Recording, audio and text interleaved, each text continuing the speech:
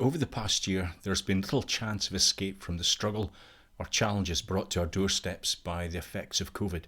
And even if we have not been directly affected, we will have heard of someone we know who has. The daily news and people's conversations are centred on COVID, and the way it will continue to affect us in the foreseeable future. Personally, this has not been the most challenging time I've had to face, but my previous trial had prepared me in some ways for times such as this. A number of years ago, I suffered from what's commonly known as burnout. In simple terms, everyday tasks were difficult, and ones that previously were automatic were now a challenge to complete. For example, driving the car. I reached my destination, had to switch off the lights, the radio, and the engine. I knew what I had to do, but couldn't remember which buttons to press. I tried to open the front door with my car key. If I was trying to fill a pan with water, but there was a basin in the sink, I had difficulty in planning how to remove the basin, where to put it, and how to lift the basin as I was already holding a pan. Everything was too complex for me to work out. I lost enjoyment in the things I'd loved doing previously. I needed to avoid crowds, especially where I was expected to engage in conversation. I remember thinking, when will this end? And surely it can't get any worse. In my head, it was like looking into darkness with no end to it. And as you travelled into it, there was no wall or barrier to stop you going further in, deeper and darker. I then realised that we, including those with a faith, when we are in difficulties, we tend to receive our solace from either it can't get any worse or it will end soon. But for me, it was a case of, yes, it can get worse. And what if this doesn't end? What then? Where then does my comfort come from? I was drawn to two psalms which are used as a comfort and support in times of trial or loss. Psalm 23 and Psalm 139. Psalm 23. Even when the way goes through Death Valley, I'm not afraid.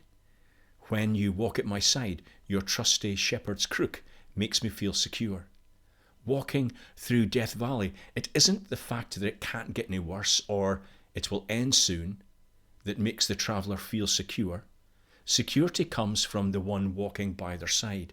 That's what makes the journey doable. And in Psalm 139, God, investigate my life, get all the facts firsthand. I'm an open book to you, even from a distance. You know what I'm thinking. You know when I leave and when I get back. I'm never out of your sight. You know everything I'm going to say before I start the first sentence. I look behind me, you're there. Then up ahead and you're there too.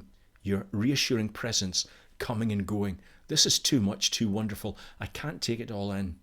Is there any place I can go to avoid your spirit, to be out of your sight? If I climb up to the sky, you are there. If I go underground, you're there. If I flew on morning's wings to the far western horizon, you'd find me in a minute. You're already there waiting. Then I said to myself, he even sees me in the dark. At night, I'm immersed in the light. It's a fact, darkness isn't dark to you. Night and day, darkness and light, they're all the same to you. What struck me afresh with more intensity when I read this again was that Christ never leaves us, even in the darkness.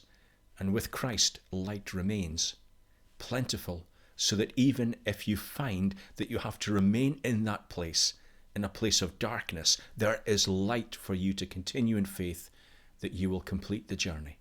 Amen.